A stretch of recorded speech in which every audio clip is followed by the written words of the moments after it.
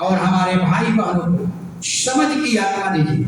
अभी से लेकर आगे के सारा समय को आपके पवित्र हाथ में सौंप देता हूं। पवित्र आत्मा सब कुछ से अपने नियंत्रण में ले, जो तू चाहे वही मैं बोलूं।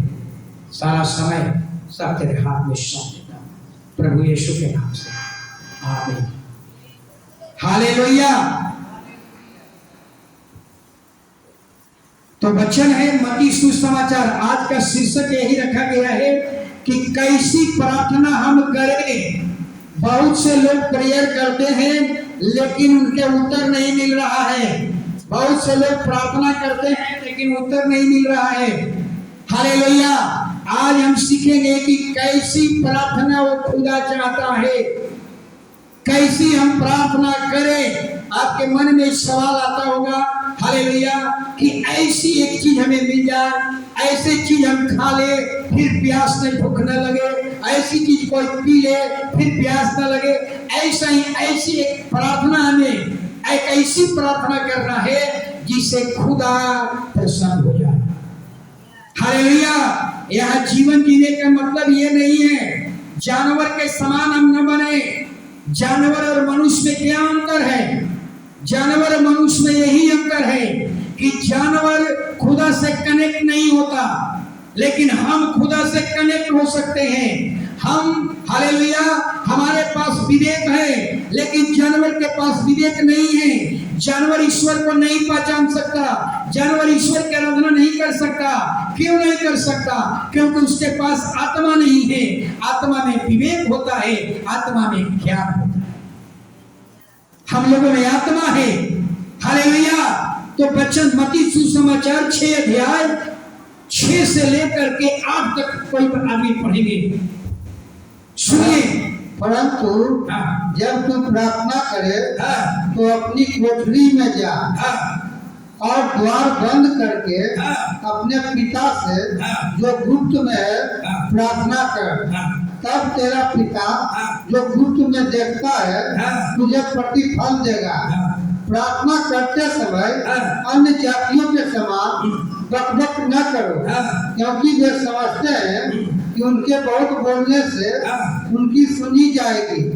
इसलिए तुम उनके समान न बनो, क्योंकि तुम्हारा पिता तुम्हारे मांगने से पहले ही जानता है कि तुम्हारे क्या क्या आवश्यकताएं हैं। हालेलुया। बाइबल कहती है कि हमें प्रार्थना कैसी करनी चाहिए। फिर से आप लोग सुनिए, प्रार्थना हमें कैसी करनी होगी। कौन सी प्रार्थना हमें परमेश्वर सुनेगा? क्या संसार के समान हम प्रार्थना करेंगे? क्या संसार के समान दिखावटी हम प्रार्थना करेंगे? नहीं। परमेश्वर कहता है कि घर में जा, दरवाजा बंद कर दे, कोठरी बंद कर दे, खिड़की बंद कर दे और गुप्त में परमेश्वर से प्रार्थना कर। खुदा जो गुप्त में देखता है उसका प्रतिफल देता है।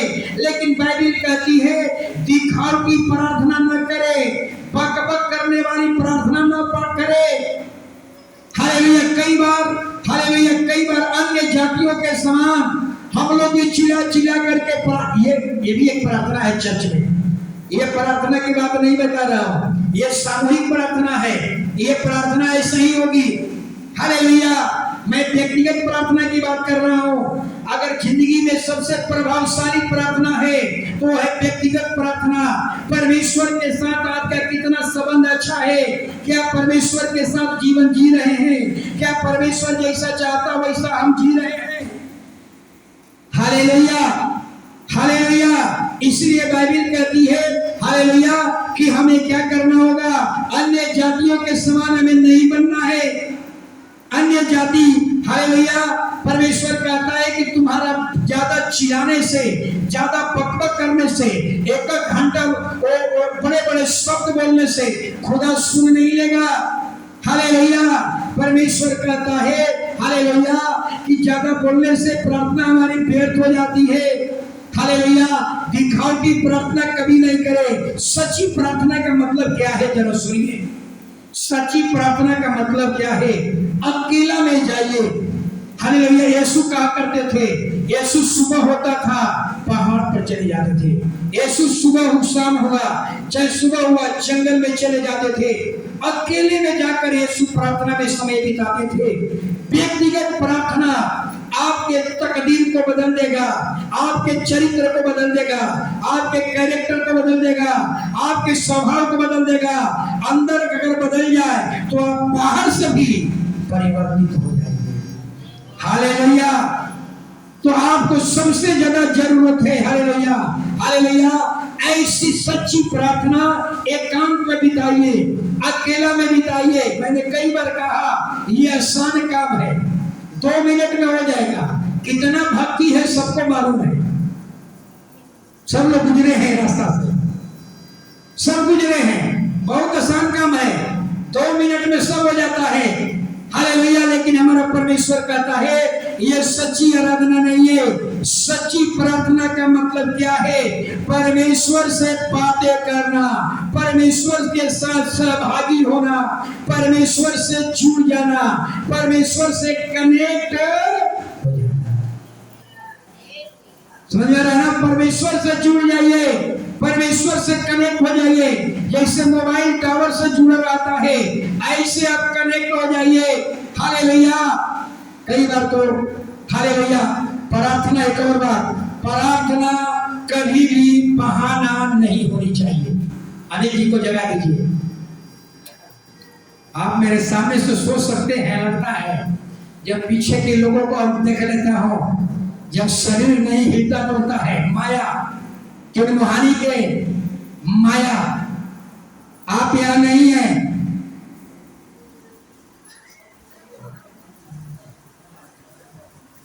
यहां सब देख रहे हैं, चेहरा नहीं दिखाई पड़ता है। हालेलुया। तो प्रार्थना का मतलब क्या है? प्रार्थना का मतलब है परमेश्वर से जुड़ जाना। प्रार्थना का मतलब है परमेश्वर के साथ सहभागी होना।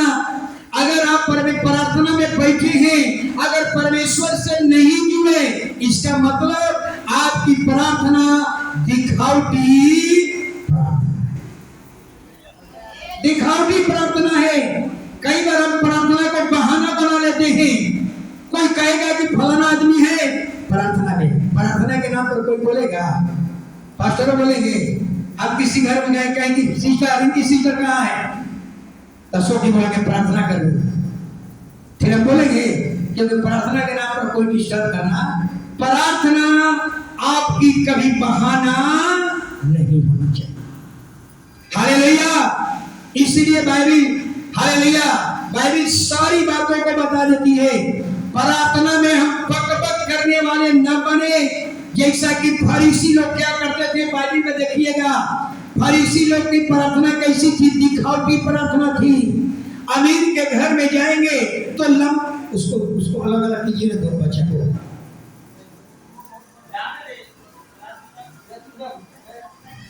अलग अलग कर लीजिएगा।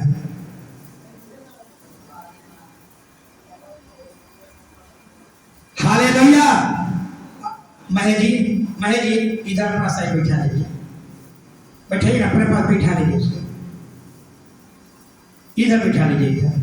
हालेलुया। तो फरीसी की समान हमें दिखावटी नहीं बनना है। हालेलुया। कि पास्टर आ रहे हैं प्रार्थना में बैठ जाओ, पड़ोसी आ रहा है प्रार्थना में बैठ जाओ। हालेलुया। दिखावटी प्रार्थना, बहाना की प्रार्थना नहीं होना चाहिए। फरीसी लोगों के समान ऐसा नहीं बनना है। अमीर के घर में गएंगे तो वहां क्या करना है? लंबा लंबा प्रार्थना करना है, बड़े बड़े शब्द से प्रार्थना करना है। और गरीब के घर में गए तो 2 मिनट में प्रार्थना खत्म हो गई। ये फरीसियों की प्रार्थना थी। संसार में कैसा प्रार्थना है? संसार के लोगों को, सबको आपको मालूम है, संसार के लोग पूजा पाठ करते हैं तो स्पेशल वस्त्र पहन लेते हैं और माथा को क्या करते हैं? सोचिए, ये आप कर करके स्पेशल वस्त्र पहना करके आप संसार को, अपने समाज को, इस नगर के लोगों को, अपने पड़ोसियों को क्या संदेश देना चाहते हो? अपने पड़ोसियों को क्या बताना चाहते हो? ये माथा रंग करके एक स्पेशल वस्त्र पहन लिए या रंगीन कपड़ा पहन लिए, पहन करके संसार को क्या बताना चाहते हो? यही बताना चाहते हो कि हम पूजा करके, समझ में आ रहा याद रखिए, हमारा परमेश्वर कहता है कि परमेश्वर आपका बाहरी रूप नहीं देखता है, आपका बहुरूपिया वाला रूप परमेश्वर नहीं देखता है। आप कितना रंगे हुए हैं माथे नहीं देखता है, आप कितने क्रीम पाउडर लगाए हैं नहीं देखता है, आप कितने अच्छे साड़ी कुर्ता पजामा पहन कर आए हैं, परमेश्वर वो नहीं देखता। याद रखिए, परमेश्वर आपके मन को देखता है, परमेश्वर आपके हृदय को देखता है। ये तो उल्टा हो गया।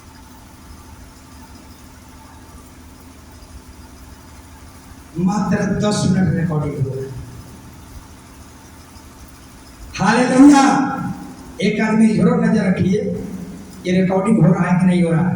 हालेलुया। आत्मा की आवाज एलिया के बारे में देखिए, एलिया के मुंह से निकला आवाज तो 3.5 वर्ष तक पूरे पृथ्वी पर अकाल पड़ गई। और वही एलिया, सोचिए वही एलिया प्रार्थना में बैठा, मुंह से आवाज नहीं निकाला, मुंह से आवाज नहीं निकाला। हालेलुया। 7 बार प्रार्थना किया और 7वां बार क्या देखा कि हाथ के समान बादल चल दिया और इतनी भयानक वर्षा हुई। वो भी क्या था? मुंह की आवाज नहीं थी, आत्मा की। हालेलुया। आत्मिक आवाज। हालेलुया। जिस दिन आपके मुंह से आत्मा का शब्द निकलेगा, आत्मा की आवाज होगी, प्रभावशाली होगी। हालेलुया।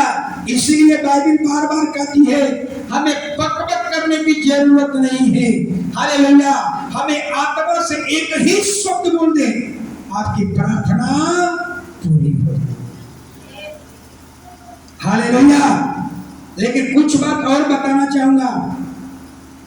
हालेलुया। आप शारीरिक हैं कि आत्मिक है, पता कैसे चलेगा?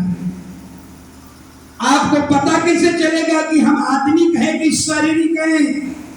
याद रखिए, जब परमेश्वर से आपका कनेक्शन टूट जाएगा तो आप शारीरिक हो गए। आपकी सोच कैसा होगा? आपकी सोच कैसी होगी? आप यही कहेंगे, हालेलुया, आप यही कहेंगे कि चोरी करना बुरा नहीं है, चोरी में पकड़े जाना। कौन आदमी कहेगा? जिसका कनेक्शन परमेश्वर से टूट गया है, जिसका कनेक्शन परमेश्वर से टूट गया है, वो कहेगा नशा करना गलत नहीं है, ताड़ी पीना गलत नहीं है, ताड़ी से अगर बीमारी आ जाए वो गलत है, या चोर या नशा में पकड़े जाए तो ये गलत है। हालेलुया। बेविचार गलत नहीं है, बेविचार में पकड़े जाएंगे तो गलत है। ये कौन लोग हैं? शारीरिक है, जो परमेश्वर से डिस्कनेक्ट हो गए। लेकिन अगर आप परमेश्वर से कनेक्ट रहेंगे, हालेलुया, जवान शेर के समान निडर होकर कहेंगे चोरी करना पाप है, बंद करो चोरी करना, बंद करो नशा करना, बंद करो मूर्ति पूजा, बंद करो ये, बंद करो वो। ये है आत्मिक आवाज। हालेलुया। बाइबल में इतना ही नहीं, जब आप डिस्कनेक्ट हो जाएंगे तो कहिएगा मैं पढ़ूं और आप क्या बोलेंगे? जब आप परमेश्वर से डिस्कनेक्ट हो जाएंगे तो क्या बोलिएगा? मैं पढ़ूं और तू घटो। हालेलुया। डिस्कनेक्ट होंगे तो और क्या बोलेंगे? बोलेंगे हालेलुया, आपसे मैं अच्छा हूं। लेकिन जब परमेश्वर से कनेक्ट हो जाएंगे तो कहेंगे तू पढ़े और मैं घटूं। ये सब बाइबल की आवाज है। हालेलुया। लेकिन एक और बात बताना चाहूंगा। हालेलुया। परमेश्वर सब कुछ अपने हाथ में नहीं रखा है, परमेश्वर कुछ काम आपके हाथ में दिया है। सब काम प्रार्थना के द्वारा पूरी नहीं होगा।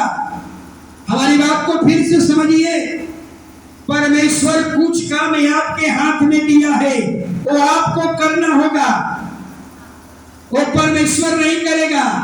हाँ, अपना घर में जाइए और थाली में चावल रख दीजिए, दाल चावल सब्जी रख दीजिए और प्रार्थना कीजिए, हे परमेश्वर एक प्रार्थना करता हूँ ये भोजन मेरे पेट में चल जाए। हाथ तो स्वर्ग उठा करके प्रार्थना कीजिए, प्रार्थना कीजिए, बिल्ली कौवा चिड़ै सब खा जाएगी, आपके पेट में नहीं जाएगा। परमेश्वर क्या कहेगा? परमेश्वर कहेगा कि सब काम मेरे हाथ में नहीं है, कुछ काम तेरे हाथ में है, ये तुझको दिया गया है। परमेश्वर कहता है कि हाथ क्यों बनाया गया है? हाथ से उठा और उसको पेट में। इसलिए सब काम परमेश्वर नहीं करेगा, कुछ काम। एक पादरी, एक पास्टर प्रार्थना कर रहा था और प्रार्थना में परमेश्वर से बातचीत कर रहा था, आत्मा में परमेश्वर से बातचीत कर रहा था और बात करते करते एक दुष्टात्मा आ गया। दुष्टात्मा आगे पीछे करने लगा, आप बार बार उसको डिस्टर्ब करने लगा। समझना नहीं है, बार बार डिस्टर्ब करने लगा दुष्टात्मा। पादरी कहते हैं कि हे परमेश्वर इस दुष्टात्मा को डांट, हमको डिस्टर्ब कर रहा है। परमेश्वर मुस्कुरा रहा है। फिर दोबारा कहा, परमेश्वर इसको डांटिए, हमसे आपसे बात करने में रुकावट डाल रहा है। परमेश्वर मुस्कुरा रहा है। सोचिए, तीसरी बार कहा, परमेश्वर और इसको डांट, बात करने में बाधा डाल रहा है। परमेश्वर ने मुस्कुरा करके कहा, हालेलुया, कहा कि सब काम मेरे हाथ में नहीं है, ये बाइबिल में लिख करके दे दिया गया है कि दुष्ट आत्माओं को मेरे नाम से डांटोगे। दुष्ट आत्मा, आप समझ में रहा है? अब घर में दुष्ट आत्मा है, हालेलुया, आपको डांटना है। प्रभु कहता है सब काम मेरे अपने पास नहीं रखा हूं, कुछ काम मैं आपके हाथ में दिया हूं, आपके नियंत्रण में है, आपको करना है। आतवार के दिन घर में बैठ जाइए, घर में बैठ जाइए, नौता कपड़ा पहन करके, दुल्हन सज करके बैठ जाइए, प्रार्थना कीजिए, परमेश्वर हम चर्च में जाना चाहते हैं, हमको चर्च में पहुंचा दो। घर में केवाड़ी दरवाजा बंद करके प्रार्थना कीजिए, परमेश्वर हमको चर्च में पहुंचा दे। आतवार के 9 बजे प्रार्थना। परमेश्वर कहेगा, अरे मूर्ख, ये काम तेरा है, ये पैर दोनों क्यों दिया हो? बात समझ में आ रहा है? ये दोनों पैर क्यों दिया हो? चल और जाके चर्च में जा, ये सब काम मेरा नहीं, ये काम तेरा है, ये तुझे करना है। हर काम परमेश्वर नहीं करेगा, कुछ काम आपके हाथ में दिया है, आपके नियंत्रण में दिया है, वो आपको करना है, वो आपके द्वारा पूरा होगा। बात समझ में रहा है? नहीं तो प्रैक्टिकल करके देख लीजिए, थाली रख करके अब बैठ जाइए, पूरा छिपा खत्म हो जाएगा, लेकिन एक अनाज इसमें नहीं है। क्या सुन ली, कोई कौवा चिड़ै बिल्ली सब खा जाएगी, आंख बंद कर रहिए, मेरे पेट में चल जाए, नहीं जाएगा। खुदा कहता है हाथ क्यों दिया, उठाओ हाथ से और डाल। हालेलुया। इसलिए परमेश्वर कहता है कुछ काम परमेश्वर आपके हाथ में दिया है, आपको ही करना होगा। हालेलुया। एक और बात को मैं, हालेलुया, क्षमा ना करना और क्षमा ना मांगना, ये प्रार्थना में बहुत बड़ी बात है। क्षमा ना करना, क्षमा ना मांगना, ये दोनों बहुत बड़ी बाधा है। अगर आप अपने पड़ोसियों को नाराज किए हैं, अपने आसपास के लोगों को नाराज किए हैं, तो मांग लीजिए क्षमा। नहीं तो आपके जीवन में कुछ प्रार्थनाएं बंद रहेगी, कुछ आशीषें बंद रहेगी। हो सकता है कि चंगाई नहीं होगी, हो सकता है कि बरकत नहीं होगी, यानी कुछ आशीषें बंद रहेगी। अगर क्षमा न करते हैं, क्षमा न मांगते। एक दृष्टांत से समझिए, एक बड़ा पादरी पैर में क्या हो गया, जख्म हो गया, उसके पांव में जख्म हो गया, और जब जख्म हुआ बड़े बड़े डॉक्टर के यहाँ गए, बड़े बड़े डॉक्टर से इलाज कराए, इलाज नहीं हो रहा। दुआएं हुई, दुआ भी काम नहीं कर रहा है। हालेलुया। अंत में पूरा सब जगहों से थक करके आ गए। अंत में डॉक्टर को कहना पड़ा, अब तेरा पैर को क्या करना होगा? कटिंग करना पड़ेगा। अब तेरा पैर काटना पड़ेगा, नहीं तो ये पूरे शरीर क्या हो गया? खत्म हो जाएगा। पादरी बड़े उदास हुआ, बहुत निराश हुआ, घर आया और सोचने लगा, अगर मेरा पैर कट जाएगा तो मैं कोई काम का नहीं रह पाऊंगा।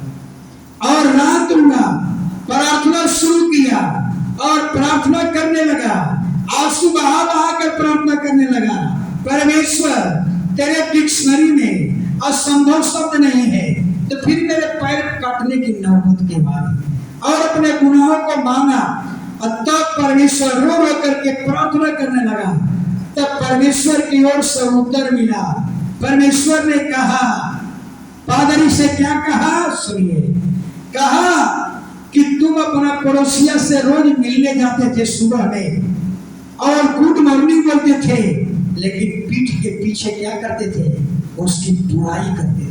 मेरा पड़ोसिया बड़ा खराब आदमी है, बहुत बेकार आदमी है और फालतू आदमी है। परमेश्वर कहा, तेरा जख्म चंगा हो जाएगा, तुम्हें पैर काटने की जरूरत नहीं पड़ेगी। तूने जितने अपने पड़ोसिया के आसपास के लोगों को नाराज किया है, जाकर क्षमा मांग और क्षमा कर, तेरा जख्म ठीक हो जाएगा। क्या आप समझ रहे हैं? हर चीज का इलाज डॉक्टर नहीं है, याद रखिए। इस पादरी का जख्म डॉक्टर इलाज नहीं कर पाया। उस महिला को याद कीजिए जो 12 बरस के लहू की बीमारी थी, पूरी संपत्ति बेच दिया, हालेलुया, लेकिन लहू का बीमारी ठीक नहीं हुआ। क्या लहू का बीमारी कैसे ठीक हुआ? प्रभु के द्वारा हुआ। प्रभु के वस्त्र छूने के द्वारा चंगाई हो गई। सोचिए, यानी कहने का मतलब, आप बड़े बड़े हॉस्पिटल पर देखिएगा लिखा हुआ रहेगा, दवाई डॉक्टर देता है, चंगाई परमेश्वर करता है। दवाई डॉक्टर देता है, चंगाई परमेश्वर करता है। अगर डॉक्टर सबको चंगा कर दे तो कोई मरेगा क्या? कोई मरेगा? हर आदमी को मरना है तो कोई ना कोई एक रोग आएगी। बुढ़ापा में कोई ना कोई एक रोग होगा। एलिशा इतना बड़ा नबी, भविष्यवक्ता, आज जब मरने की बारी आई तो पैर में जख्म हो गया, वो जख्म के कारण मर गया।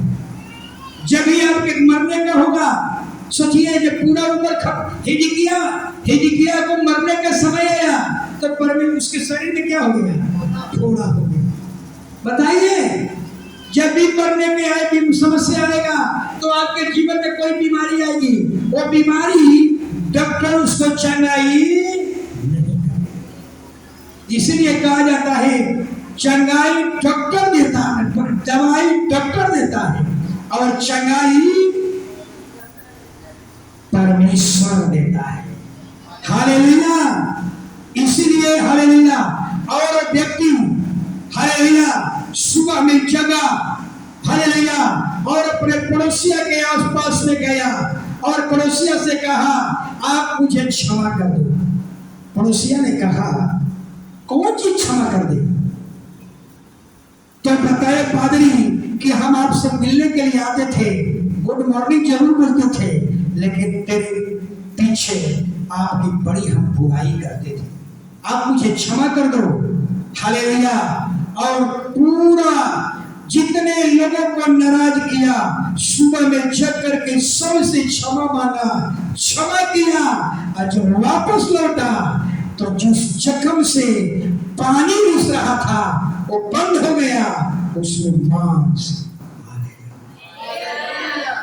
सोचिए, इसलिए कहा जाता है दवाई डॉक्टर देता है, चंगाई पिता के पास है। हालेलुया। एक और वचन, हालेलुया। सब काम अपने आप परमेश्वर नहीं करेगा। बहुत से लोगों का दिमाग होगा हर काम परमेश्वर करेगा, नहीं। परमेश्वर कुछ काम आपके हाथ में दिया है, आपको करना होगा। उड़ाऊ पुत्र के बारे में सब जानता है। छोटा बेटा ने अपने बड़ पाप से हिस्सा लेकर के चला गया और विदेश में चला गया, सब कुछ गवा दिया। सोचिए, अब यानी कहने का मतलब उसके पिता के साथ रिश्ता टूट गया। लेकिन अगर वह व्यक्ति कहता, किस जगह पर बैठा रहता, प्रार्थना करता कि हे परमेश्वर, पिता से हमको मेल मिलाप करा दे, और जिंदगी भर ऐसा ही बैठा रहता। परमेश्वर कहता है ये काम तेरा है, पिता से तेरा रिश्ता टूटा हुआ है, तू जा करके पिता से क्षमा मांग, क्षमा कर। हालेलुया, ये तेरा काम है, तुझे ठीक करना है। तेरे पिता के साथ रिश्ता टूटा हुआ है, परिवार के साथ रिश्ता टूटा हुआ है, पत्नी के साथ रिश्ता टूटा हुआ है, बच्चे के साथ रिश्ता टूटा हुआ है, ये तेरा काम है, इसको तुम ही को ठीक। हालेलुया, बात समझ में आ रही बात। कलिसिया में कुछ परिवार ऐसे हैं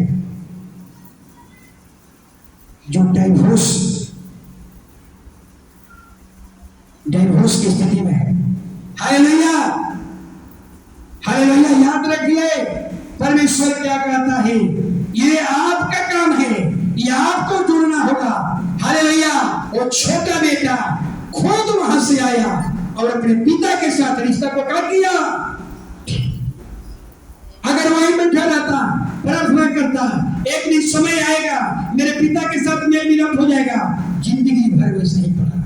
परमेश्वर कहता है ये तेरा काम है, तूने अपने पिता को नाराज किया है, तूने अपने पिता से अपनी मर्जी से चला है, ये तुम्हें ठीक करना होगा, ये तेरे हाथ में दिया गया है, ये तेरे नियंत्रण में है, ये तुम्हीं को ठीक करना।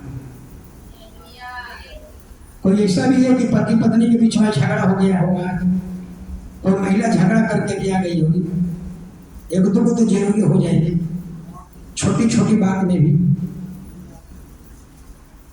छिपाइए मत, झूठ बोले कौवा काटे, सच सच बोलिए, हाथ उठा दीजिए, गलती हो जाती है। एक आदमी और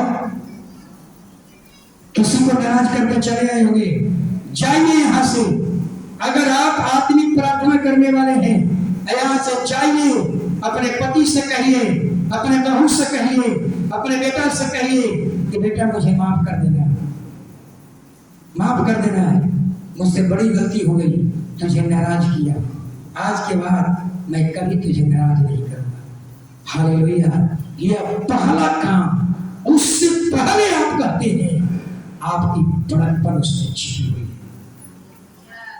आप आज जाकर कहिए अपने पति से कि मुझसे गलती हो गई है, कि आपको जवाब दे दिए हैं, आपको नाराज कर दिए हैं।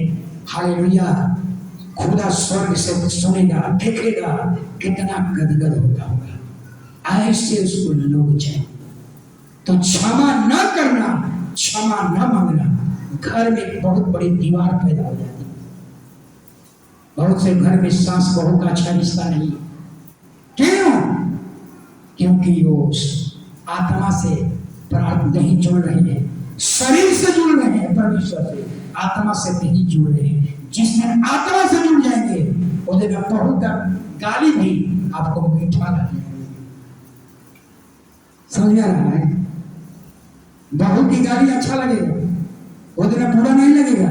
और जब शारीरिक रहिएगा, जब आपकी प्रार्थना शारीरिक होगा, तो बहू आपको देख लेगी ना, देख देगी, आप आंख से देख देगी, उसके लिए भी मोबाइल से कहीं दूसरा जगह बतिया रही और आपको लगेगा कि मेरे ही बारे में बुराई कर रही। जब आदमी बनेंगे तो आपकी सोच गजब होगा, जब शारीरिक बनेंगे आपका सोच कुछ और होगा। हालेलुया। तो प्रार्थना का सही मतलब है परमेश्वर से कनेक्ट हो जाइए। और जब कनेक्ट हो जाइएगा, आपके अंदर हिमाव होगा, आपके पास आत्मिक ताकत होगी, आपके मुंह पर मुस्कान होगा, आपके चेहरे पर स्माइल होगा, आपके चेहरे में शांति झलकेगी, प्रभु की झलक दिखाई पड़ेगी, आपके अंदर आत्मा का फल दिखाई पड़ेगा।